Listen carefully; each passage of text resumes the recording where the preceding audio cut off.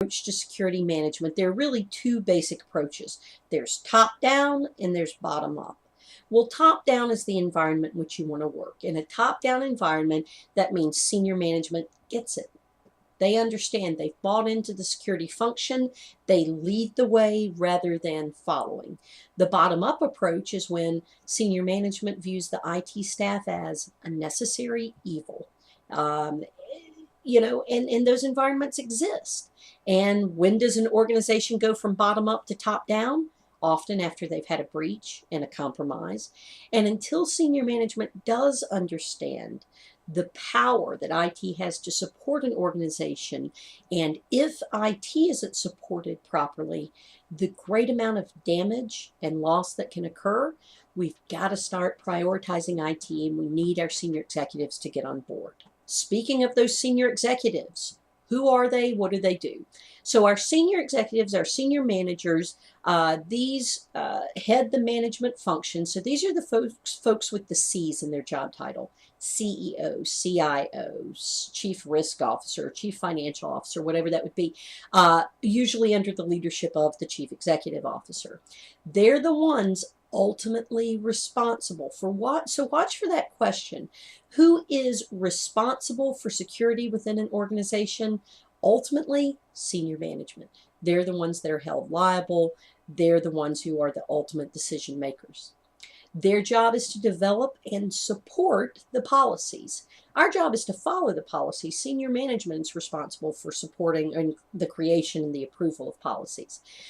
Decisions based on risk. Remember, governance will determine our risk appetite. Senior management makes sure that we operate within that risk appetite.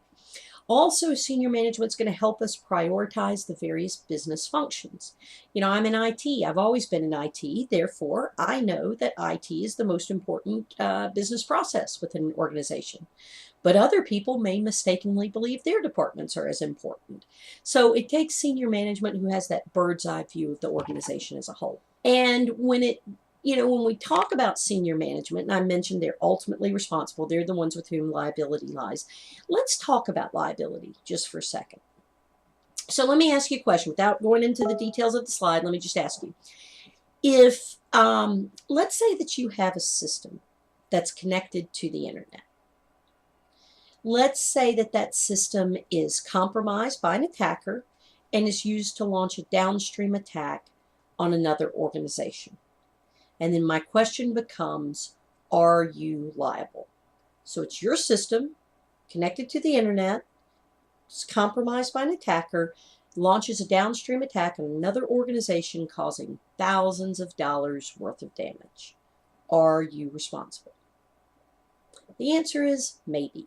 And honestly, in this class, when I ask you questions, there are three really good answers. Answer one is senior management.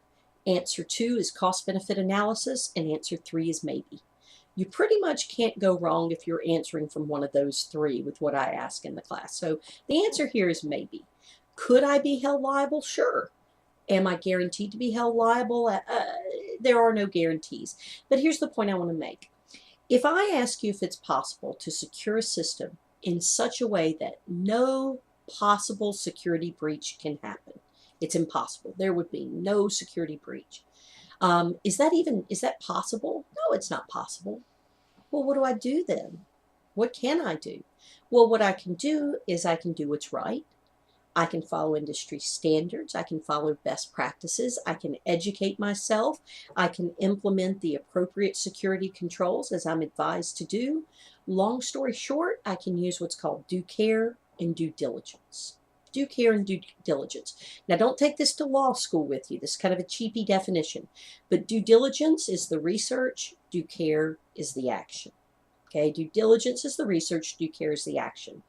So if I show that I've used due diligence and due care, if I've done what's right, if I've done what's expected, I may be able to avoid being held liable. And one of the things I'll tell you, you'll never hear me say, this is this legally, and this is not.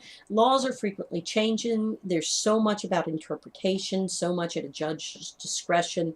So it's very difficult for me to say that. But best practices, you can't go wrong by following them. Okay, and if they ever ask you a question about culpable negligence, meaning that's a legal term that essentially means it's your fault,